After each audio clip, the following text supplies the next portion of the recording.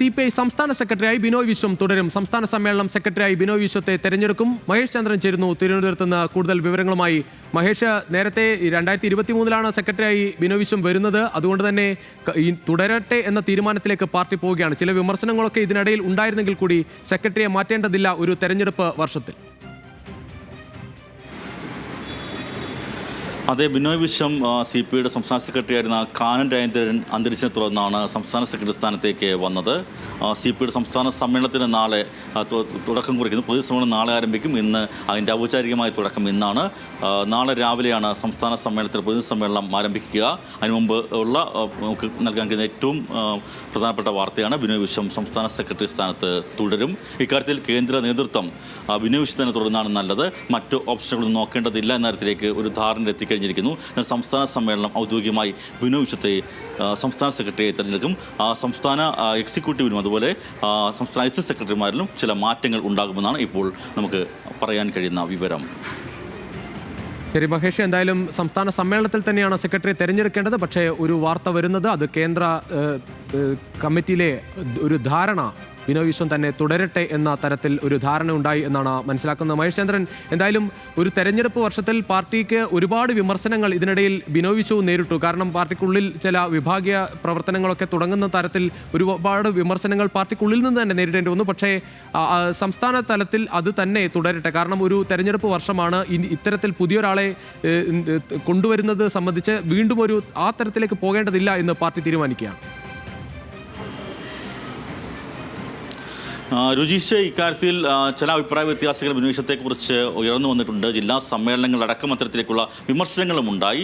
നിലപാടുകളുടെ കാര്യത്തിൽ മറ്റ് മുൻ സെക്രട്ടറിമാരായ CK ചന്ദ്രപ്പനെ പോലെയോ വെളിയം ഭാർഗവനെ പോലെയോ കാൻ രാജേന്ദ്രനെ പോലെയോ ശക്തമായ നിലപാടുകൾ എടുക്കുന്നില്ല എന്ന തരത്തിലേക്കുള്ള വിമർശനങ്ങൾ ജില്ലാ സമ്മേളനങ്ങളിൽ പലതിലും ഉണ്ടായിട്ടുണ്ട്. അതുപോലെ തന്നെ KE ഇസ്മായിൽ അടക്കമുള്ള നേതാക്കൾ വലിയ അതൃപ്തിയിലാണ്. KE ഇസ്മായിൽ ഇപ്പോൾ സസ്പെൻഷനിൽ കഴിയുകയും ചെയ്യുന്ന സാഹചര്യം കൂടിയുണ്ട്. അപ്പോൾ അത്തരത്തിലേക്ക് ഒരു വിമത പക്ഷത്തിൻ്റെ ചില ശ്രമങ്ങൾ നടക്കുന്നുണ്ട്. പക്ഷേ ആ ശ്രമങ്ങളൊന്നും തന്നെ ശക്തമായി മുന്നോട്ട് വരാനുള്ള സാഹചര്യം ഇപ്പോൾ CPIയെ സംബന്ധിച്ചിടത്തില്ല.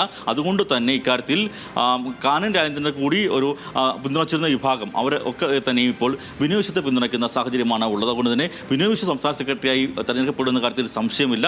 തെരഞ്ഞെടുപ്പും മറ്റു കാര്യങ്ങളിലേക്ക് പോകാതെ ഇക്കാര്യത്തിൽ ഒരു സമവായം ഉണ്ടാക്കാനുള്ള ശ്രമം തന്നെയാണ് നേതാക്കൾ നടത്തുന്നത്. കേന്ദ്ര നേതാക്കൾ തമ്മിലുള്ള ധാരണ പ്രകാരമാണ് ഇപ്പോൾ ഉരുത്തിരിഞ്ഞു വന്ന കാര്യമാണ് ബിനോയ് വിശ്വത്തിന് സംസ്ഥാന സെക്രട്ടറിയെ തുടർന്നാണ് ഉചിതം. സംസ്ഥാന ഒരു തെരഞ്ഞെടുപ്പിലേക്ക് പോകാൻ പോകുന്നു. ഈ സാഹചര്യത്തിൽ സമ്മേളന സെക്രട്ടറി ആയിട്ട് ബിനോയ് വിശ്വം തുടരട്ടെ എന്നുള്ളതാണ് പൊതുവെയുള്ള ധാരണ. ആ ധാരണയ്ക്ക് സംസ്ഥാന സമ്മേളനം അംഗീകാരം നൽകുമെന്ന് ഇപ്പോൾ നമുക്ക് പറയാൻ കഴിയും. രുചീഷ്, മഹേഷ്, പലപ്പോഴും വെളിയത്തിൻ്റെ ഒക്കെ കാലത്തിന് ശേഷം കാനം രാജേന്ദ്രനും പിന്നീട് ഇപ്പോൾ ബിനോയ് വിശ്വമൊക്കെ വരുമ്പോൾ അത് പലപ്പോഴും ഈ CPM-ഉം CPI-യും തമ്മിൽ വലിയ തർക്കത്തിലേക്കൊന്നും പോകാത്ത തരത്തിൽ ഉള്ള കാലത്ത് CPI-യുടെ വിമർശനമാണ് പലപ്പോഴും CPIM-നെ ഒരു തരത്തിൽ CPI-യും പ്രവർത്തകരെ ഒരു തരത്തിൽ ഒരു വിമർശനത്തിന് ഒരു ഒന്നിച്ചു നിൽക്കേണ്ട ആളുകൾ പലപ്പോഴും വിമർശിക്കുന്ന തരത്തിലേക്ക് പോകുന്നത്. പക്ഷേ നമുക്ക് ഈ ഒരു സമീപകാലത്തൊക്കെ പരിശോധിക്കുമ്പോൾ ബിനോയ് വിശ്വത്തിൻ്റെ ഭാഗത്ത് നിന്ന് വലിയ ഒത്തൊരുമയോടെയാണ് പോകുന്നത്. ആ തരത്തിൽ തന്നെ പോകട്ടെ എന്ന പാർട്ടി തന്നെ തീരുമാനിക്കുകയാണ്. രുചീഷ്, ആ നിരീക്ഷണം വളരെ കൃത്യമാണ്. കാരണം CK ചന്ദ്രപ്പൻ്റെ കാലത്ത്, അതായത് വെളിയം ഭാർഗവൻ്റെ കാലത്ത് അവരൊക്കെ തന്നെയും CPIM-ൻ്റെ സംസ്ഥാന നേതാക്കളുമായും സംസ്ഥാന സെക്രട്ടറിയുമായൊക്കെ കൊമ്പ് കോർക്കുന്ന പല ഘട്ടങ്ങളുണ്ടാവുകയും പരസ്യമായി തന്നെ വിമർശനങ്ങൾ ഉന്നയിക്കുകയും ചെയ്തിട്ടുണ്ട്.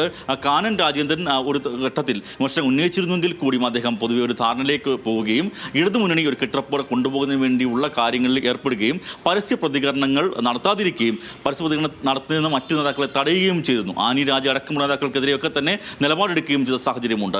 അപ്പോൾ ഇവിടെ ബിനോയ് വിശ്വം കാൻ രാജേന്ദ്രൻ തുടർച്ച് പിൻഗാമിയായിട്ട് സംസ്ഥാന സെക്രട്ടറി സ്ഥാനത്തേക്ക് വന്നപ്പോൾ ബിനോയ് വിശ്വം ശക്തമായ എതിർപ്പുകൾ ഉന്നയിക്കുന്ന ഒരാളാണ്, അത്തരത്തിലേക്ക് ചില നിലപാട് പ്രഖ്യാപിക്കുന്ന ആളാണ് എന്ന് പൊതുവെ ഒരു ധാരണ ഉണ്ടായിരുന്നെങ്കിൽ പോലും അദ്ദേഹം ഇടതുമുന്നണി എന്ന സംവിധാനത്തിന് ഒരു കോട്ടവും തട്ടാൻ പാടില്ല എന്ന നിലപാടിലേക്ക് നീങ്ങുകയായിരുന്നു.